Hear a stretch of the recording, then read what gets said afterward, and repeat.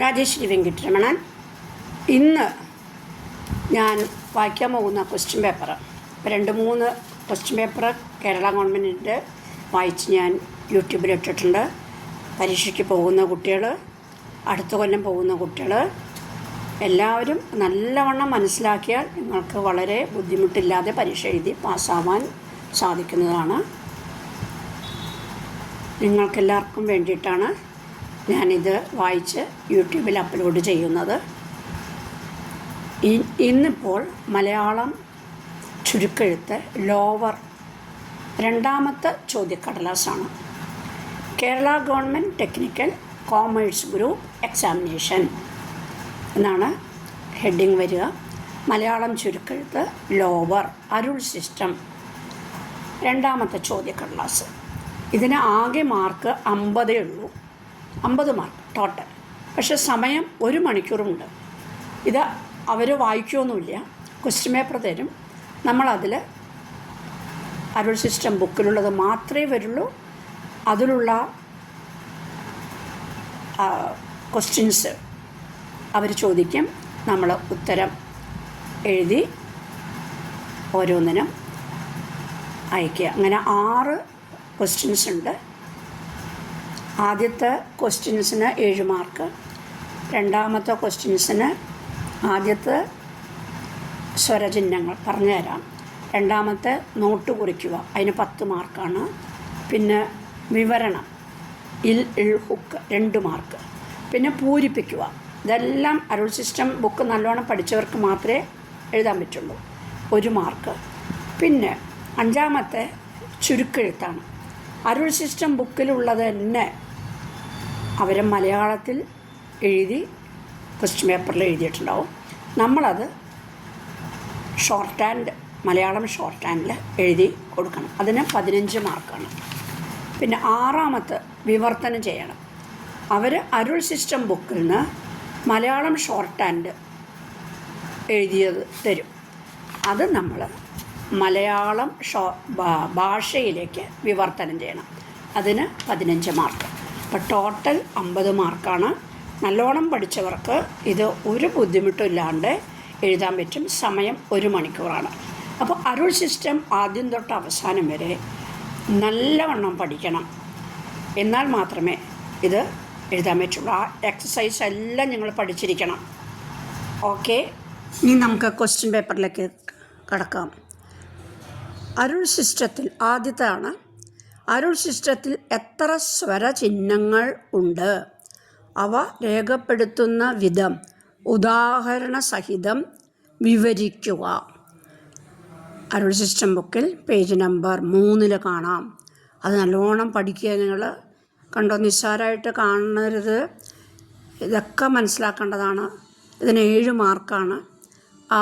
അതിലെഴുതിയിരിക്കണം മുഴുവൻ വിവരിക്കണം. 2ാമത്തെ question not കുറിക്കുക. അതിന് 2 മാർക്കാണ്.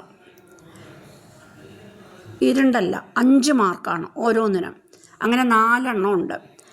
രേഖ രേഖ എവിടെയൊക്കെയാണ് എഴുതേണ്ടത്? പേജ് നമ്പർ 6 അരുൾ സിസ്റ്റം ബുക്കിൽ നോക്കൂ. പിന്നെ 2ാമത്തേന് വകാര ചിഹ്നങ്ങൾ പേജ് നമ്പർ 8 ഞാൻ ഈ പേജ് നമ്പർ എന്ന് പറയുന്നത് നിങ്ങൾക്ക് വേഗം നിങ്ങൾ കണ്ടുപിടിച്ച് പഠിക്കണം. ചെറിയ വൃത്തം സാവൃത്തം പേജ് നമ്പർ 14. സർവ പേജ് നമ്പർ 15 ഏറ്റവും അവസാനമായിട്ട് കാണാം. അപ്പോൾ ഇതിൻ്റെ ടോട്ടൽ 10 മാർക്കാണ്. പിന്നെ അടുത്തത് 3ാമത്തെ ക്വസ്റ്റ്യൻ ഹുക്ക് വിവരിക്കുക. അത് പേജ് നമ്പർ 17 ഹുക്കുകൾ എന്ന് വരുന്നുണ്ടല്ലോ, ആ ഭാഗം. 5ാമത്തെ ക്വസ്റ്റ്യൻ പൂരിപ്പിക്കുക എങ്ങനെയാണ് വന്നിട്ടുണ്ടെന്ന് വെച്ചാൽ, ഒരു നേർരേഖയുടെ അവസാനം വലംഗതിയിൽ റൈറ്റ് മോഷൻ ഒരു ചെറിയ ഹുക്കിട്ടാൽ ഡാഷ് എന്നീ ശബ്ദങ്ങളിൽ ഏതെങ്കിലും ലഭിക്കുന്നു.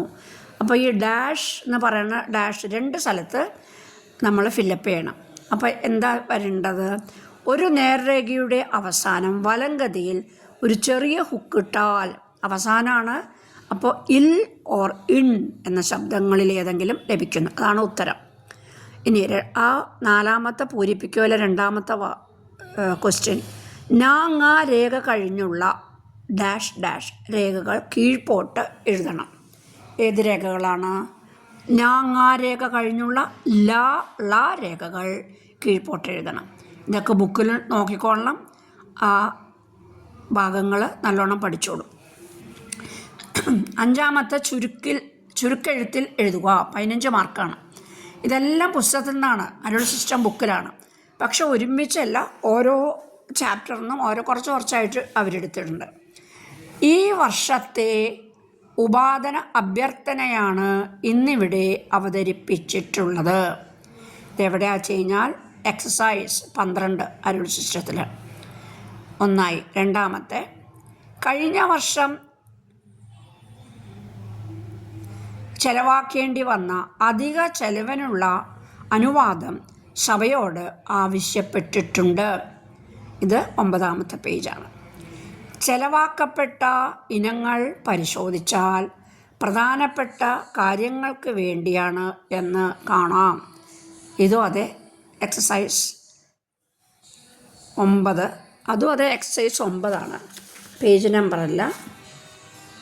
കഴിഞ്ഞ വർഷം ചെലവാക്കേണ്ടി വന്ന അധിക ചിലവിനുള്ള അനുവാദം സഭയോട് ആവശ്യപ്പെട്ടിട്ടുണ്ട്. ഇത് പേജ് നമ്പർ 70 9-ാമത്തെ എക്സസൈസിലാണ്. ചിലവാക്കപ്പെട്ട ഇനങ്ങൾ പരിശോധിച്ചാൽ പ്രധാനപ്പെട്ട കാര്യങ്ങൾക്ക് വേണ്ടിയാണ് എന്ന് കാണാം. അതും അതെ 70-ാമത്തെ പേജിൽ 9-ാമത്തെ എക്സസൈസിൽ. കഴിഞ്ഞ ബഡ്ജറ്റിൽ കൊള്ളിക്കാതെയുള്ള തുകയ്ക്ക് അനുമതി വാങ്ങിയിട്ടുണ്ട്. ഇതെവിടെയാ കഴിഞ്ഞാൽ പേജ് നമ്പർ 70 12-ാമത്തെ എക്സസൈസിൽ. കണ്ടോ, ഓരോ എക്സസൈസിനും ഓരോ സെൻറ്റൻസാണ് അവർ എടുത്തിരിക്കുന്നത്. ഇത് പരിഗണിച്ച് നടപ്പിലാക്കുന്നതിന് വളരെ കാലം വേണ്ടി വരികയില്ല. ഇത് 13-ാമത്തെ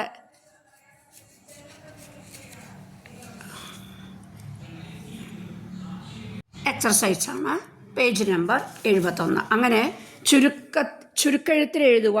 ഇപ്പം ഞാൻ 5 എണ്ണം പറഞ്ഞു കഴിഞ്ഞു. ഇതിന് ടോട്ടൽ 15 മാർക്കാണ്.